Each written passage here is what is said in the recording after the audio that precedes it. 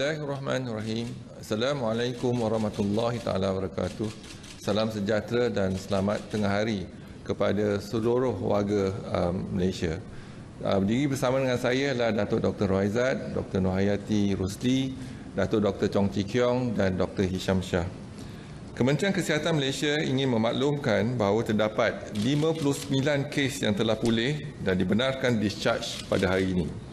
Ini menjadikan jumlah kumulatif kes yang telah pulih sepenuhnya daripada jangkitan COVID-19 dan telah dibenarkan discharge daripada ward adalah sebanyak 5,571 kes, iaitu bersamaan dengan 80.8% daripada jumlah keseluruhan kes.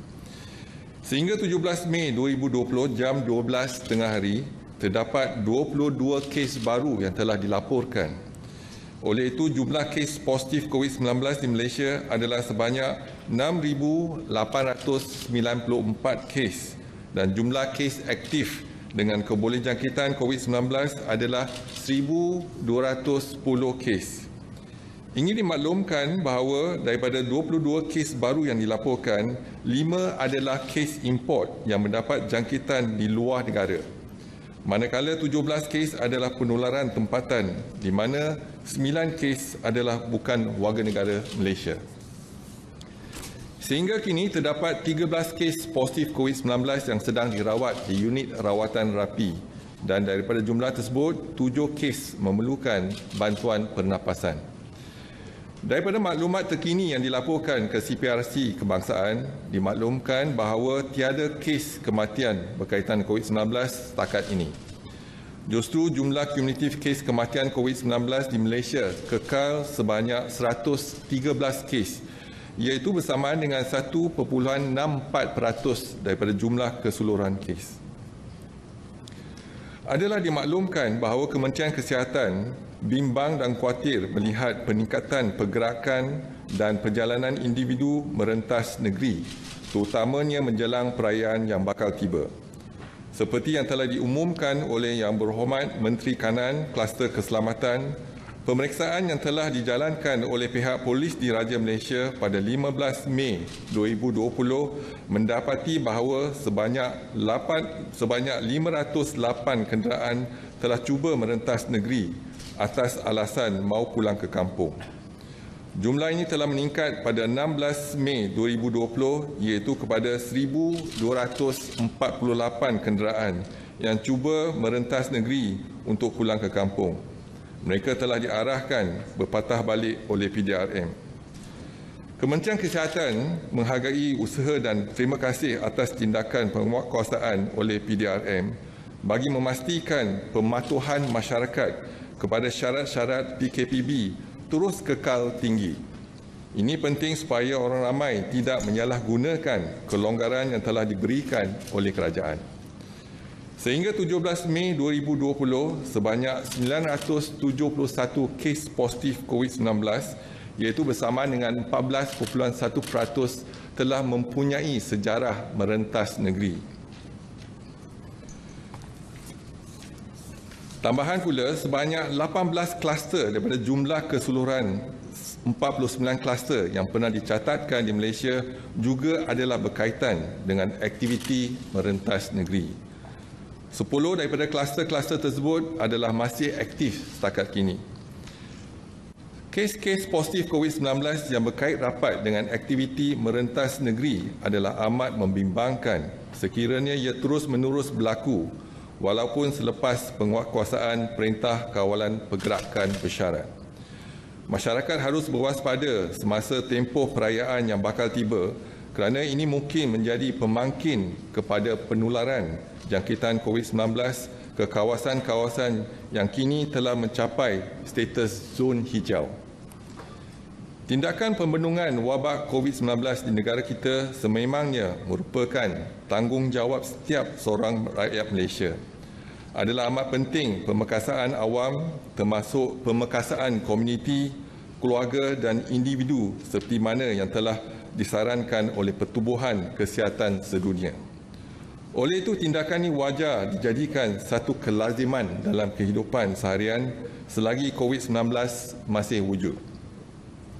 Semua peringkat dan lapisan masyarakat perlu mengambil tanggungjawab sosial dalam memerangi wabak COVID-19 di Malaysia dengan kekal patuh kepada SOP, iaitu yang pertama, syarat-syarat seperti yang ditetapkan di bawah PKPB.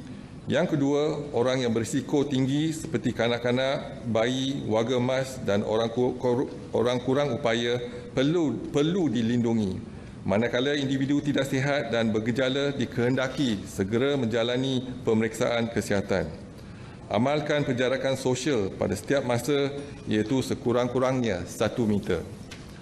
Orang ramai turut diingatkan supaya patuh kepada 3C dan 3W seperti disarankan oleh Kementerian Kesihatan. Elakkan 3C, iaitu elakkan kawasan yang sesak, crowded place, elakkan kawasan yang sempit, confined space, dan elak bertutur dengan jarak yang dekat, close conversation. Amalkan 3W, iaitu kerap mencuci tangan dengan air dan sabun, iaitu wash. Sangat digalakkan memakai alat penutup hidung dan mulut di tempat awam atau jika bergejala, that's wear.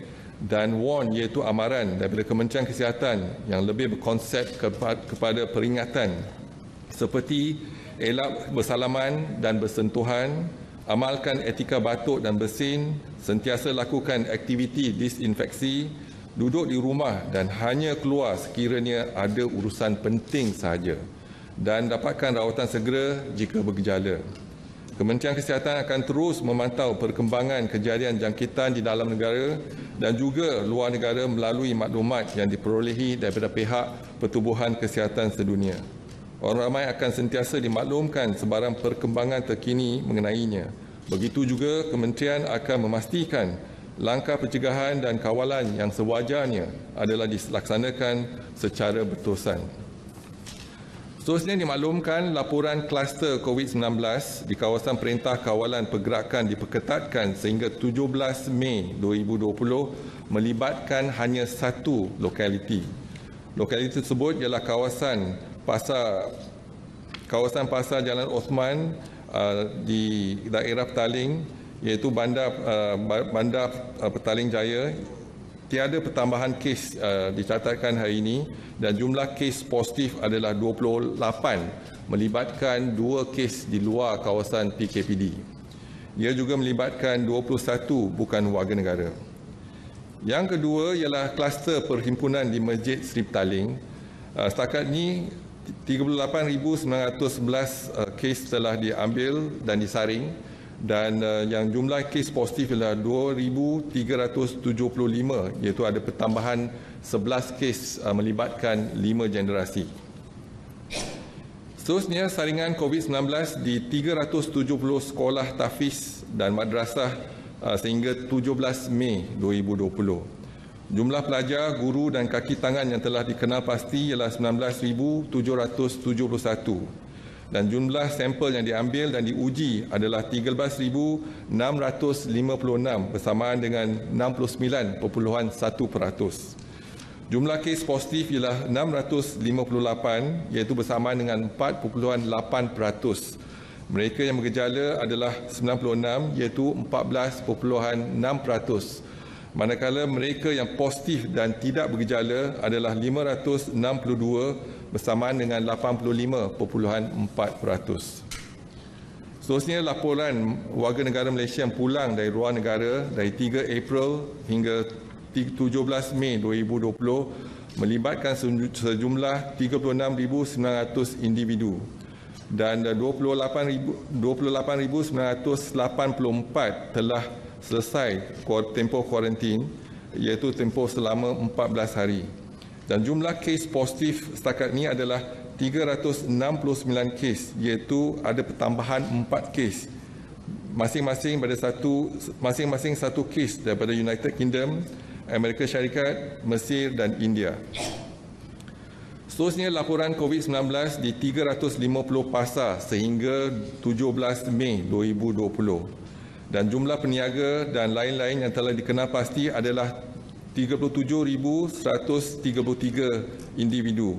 Dan jumlah yang disampel dan diuji adalah 29,594 bersamaan dengan 79.7%. dan kes yang positif ialah 259, iaitu bersamaan dengan 0.9%. Dan 28, iaitu 8% buah pasar telah dikesan positif. Seterusnya, laporan kluster COVID-19 yang masih aktif di Malaysia sehingga 17 Mei 2020, iaitu yang pertama ialah kluster Kampung Sungai Lui. Ada pertambahan 3 kes menjadikan jumlah kes keseluruhan ialah 187. Yang kedua ialah kluster Pasar Caukit. Ada pertambahan 2 kes menjadikan jumlah kes 81. Dan yang ketiga ialah kluster Pudu. Ada pertambahan 1 kes menjadikan jumlah 33 kes. Seterusnya dimaklumkan iaitu ujian untuk bukan warga negara, saringan telah dilaksanakan untuk 26,425 dan mereka telah diuji. Yang positif adalah 1,307 bersamaan dengan 4.9%, dan 458 bukan warga negara masih dalam rawatan, iaitu 35%. Dan mereka yang telah dimasukkan di ICU adalah 3, iaitu 0.7%, dan melibatkan 4 kematian, iaitu 0.3%. Seterusnya dimaklumkan keupayaan harian makmal COVID-19 setakat 16 Mei 2020. Kapasiti maksima yang telah dicatatkan ialah 27,233 dan semalam kita berjaya melaksanakan 23,860 daripada 23,860 sampel daripada 45 makmal, iaitu bersamaan dengan 88%. Dan saya seterusnya membuka kepada soalan dan pertanyaan. Dipersilakan. Assalamualaikum. Saya Usma daripada RTM. Datuk, kalau diikutkan minggu ini merupakan minggu terakhir berpuasa dan orang ramai akan berpusu-pusu keluar untuk membeli keperluan Aidilfitri meskipun kita masih lagi di bawah PKPB. Jadi terdapat kawasan-kawasan yang menjadi tumpuan, termasuklah di Jalan Masjid India yang baru saja bebas daripada PKP diperketat. Mungkin KKM boleh kemukakan saranan untuk memperketatkan lagi enforcement, sebab Datuk, kita tidak boleh semata-mata mengharapkan kepada disiplin sosial dan pematuhan SOP. Enforcement juga begitu penting untuk pastikan orang ramai mematuhi undang-undang di bawah PKPB. Begitu juga dan satu lagi, pergerakan merentas negeri. Kalau diikutkan jumlah dia begitu tinggi dan kita tahu 18 kluster daripada jumlah keseluruhan 49 kluster juga dicatatkan berkaitan dengan aktiviti merentas negeri. Mungkin sudah tiba masanya enforcement perlu diperketatkan lagi. Terima kasih. Terima kasih. Jadi sekarang ni kita dah ada SOP telah dikeluarkan oleh Kementerian Kesihatan, dan apa yang pasti ialah kita kena patuh kepada SOP. Dan kalau SOP tak dipatuh, jadi kita mungkin akan jalankan penguatkuasaan. Dan perkara ini kita akan bincang bersama di mesyuarat MKN, dan tindakan ialah tindakan bersepadu, bukan hanya Kementerian Kesihatan tetapi dengan pelbagai agensi, dan melihat bagaimana kita dapat menguatkuasakan kepatuhan kepada SOP tersebut. Jadi perkara ini memang merisaukan dan membimbangkan Kementerian Kesihatan. Tetapi Kementerian Kesihatan merayu kepada setiap individu, setiap keluarga dalam masyarakat supaya patuh. Walaupun kita ada di tempat, di kedai ataupun di supermarket, pastikan kita ada SOP dan kita patuh pada SOP tersebut. Ini adalah untuk melindungi kita daripada jangkitan COVID-19, sebab kita tak nampak virus COVID ni. Jadi apa yang pasti ya, kalau kita dapat jarakkan iaitu sekurang-kurang 1 meter, jadi kita tak dijangkiti, dan juga sentiasa menggunakan hand sanitizer dan pakai mask kalau di tempat awam. Inilah saranan daripada Kementerian Kesihatan, dan kita harap perkara ini dipatuhi di setiap tempat. Dan penguatkuasaan akan kita bincangkan bersama nanti di mesyuarat MKN. untuk melibatkan pelbagai agensi. Yang itu pertama. Yang kedua, memang betul kalau kita lihat memang tindakan kita telah laksanakan untuk penguatkuasaan untuk merentas negeri. Jadi kita tak nak kes-kes contoh ni di wilayah Persekutuan dan juga di Selangor yang ada di zon merah. Apabila mereka pulang, besar kemungkinan mereka boleh membawa virus tersebut. Dan apa yang kita bimbang ialah kalau mereka merentas negeri, zon hijau, di negeri yang zon hijau mungkin akan juga mendapat jangkitan nanti. Jadi kita juga melihat pada pengalaman di luar negara, iaitu di Iran contohnya, apabila mereka ada perayaan dan ramai di kalangan penduduk mereka balik ke kampung dan jangkitan juga meningkat. Jadi kita pasti akan meningkat jangkitan kalau kita tak patuh pada SOP. Dan merentas negeri kita tidak benarkan. Tetapi apa yang penting lagi dalam kalau kita lihat dalam negeri tersebut, kalau kita boleh kurangkan dari segi merentas daerah dan juga hadkan dari kita mengunjung dalam musim perayaan. Kalau kita lihat, kita sekarang ni memperkasakan komuniti, kita memperkasakan keluarga dan individu.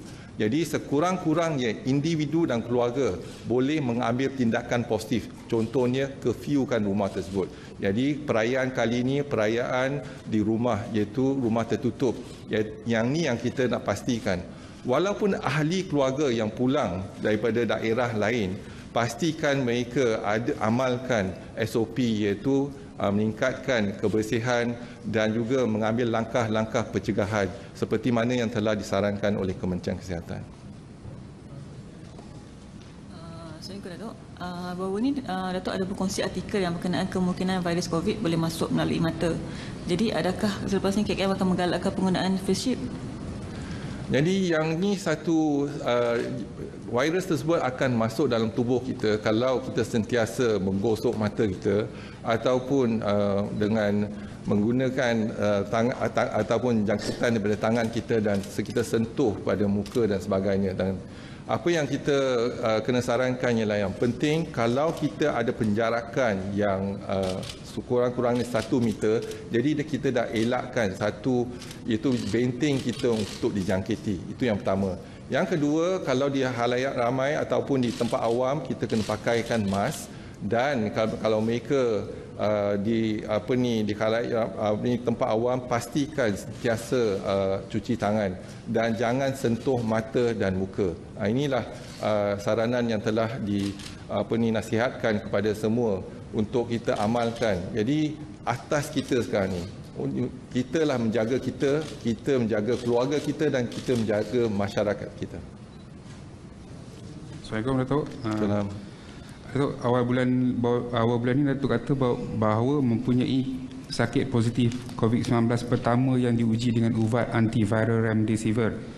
Ada update tak Datuk mengenai jumlah pesakit yang ambil ubat tu dan sejauh mana keberkesanannya Datuk? Okay. Setakat ni kita ada 9 hospital yang telah masuk dalam kumpulan kajian, iaitu Solidarity Trial, yang ubat kita pun dah terima untuk 100 pesakit. Tetapi kalau kita lihat sekarang ni pesakit kita semakin kurang. Jadi ubat ni kita gunakan untuk pesakit dalam kategori 4 dan 5. Dan pesakit di ICU pun kita lihat dah kurang dah. Jadi kita dah mulakan untuk menggunakan kepada pesakit kita.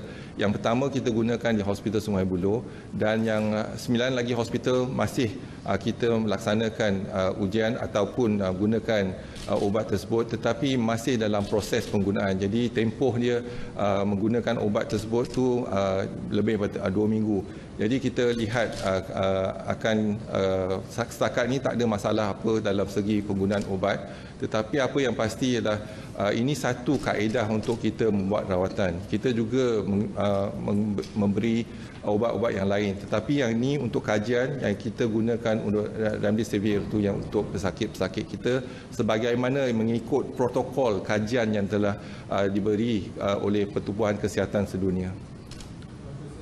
Datuk, before this, you have mentioned the cluster, executive cluster, the UDA has donated, there are 9 patients who has been recovered and discharged, donated blood for KKM to do research on their plasma. So is there any updates on this? Thank you. So far we have 9 patients donated the plasma for research as well as to be used by patients. So they donated 9 of them. 3 of them donated twice. So we have actually, so each time, each donation about 500 mils. 500 mils, we are able to have 250 mils per pack. So we have 12, 9 plus 3, second donation is 12. So we have 22 plasma pack plasma ready. So we have that in place, but we have not used it for the 22 plasma is available in our setup. If there's a need, then we will use the plasma. So we also have distributed this plasma not only in Kuala Lumpur but also to Kuching, Sarawak as well as in Sabah. So I think the only thing is that when to use this. So we already have the capacity, but if there's an indication to use the plasma, we will, especially in those patients who have poor immune response. Because this plasma from the infected patient before, they have a high antibody response. So that's the reason why I think we can actually use the plasma for this if it's indicated. So far we have not used it, but we have 22 packs ready. We also have another 10 patients willing to come forward to do, already willing to come forward, but we are screening them before we continue to take the plasma and then to have the plasma to treat other patients. So far I think a good response so far. Yeah. Okay. Assalamualaikum Datuk. Salam. Okay. Ada pasaraya tertentu yang meletakkan syarat umur untuk masuk. So my question is, how young or how old is considered high risk? The second question is it appropriate for businesses to ban senior citizens from entering their premises? So the high risk group, kalau kita kata high risk group ialah warga emas. The definition of warga emas ialah 60 tahun ke atas. Dan especially ataupun kalau 60 tahun ke atas dan ada penyakit kronik, contohnya kencing manis darah tinggi, jadi risiko mereka lebih tinggi. Dan untuk kanak-kanak ialah bawah 12 tahun. Kalau kita lihat di hospital pun, kita tak benarkan membawa kanak-kanak 12 tahun ke bawah datang ke hospital. Jadi kerana kita bimbang ada jangkitan kuman di klinik ataupun di hospital. Kalau boleh jangan bawa kanak-kanak yang berumur 12 tahun ke bawah dan juga warga emas yang berumur 60 tahun ke atas, terutamanya mereka yang ada penyakit kronik datang ke tempat-tempat awam, contohnya di hospital ataupun di supermarket. Jadi inilah nasihat kita kepada golongan yang berisiko ni. Jadi elakkan. Apa yang penting ialah mereka yang bertanggungjawab, ibu bapa, pastikan mereka tak bawa anak-anak ke tempat awam dan juga di hospital.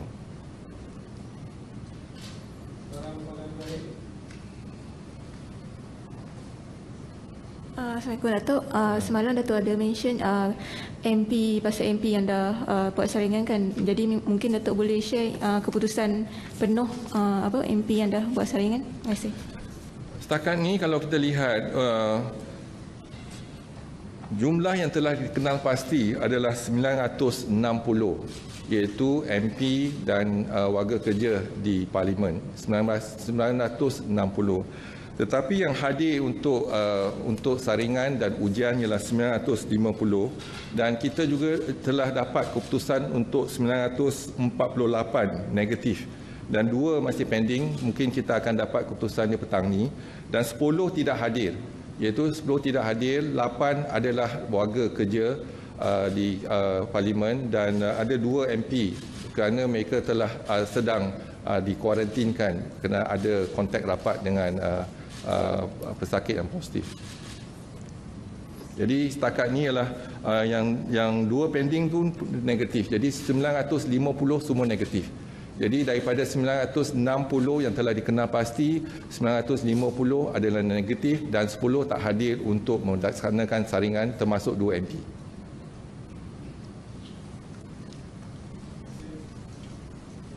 Okey, terima kasih. Sekian. Wassalamualaikum warahmatullahi wabarakatuh.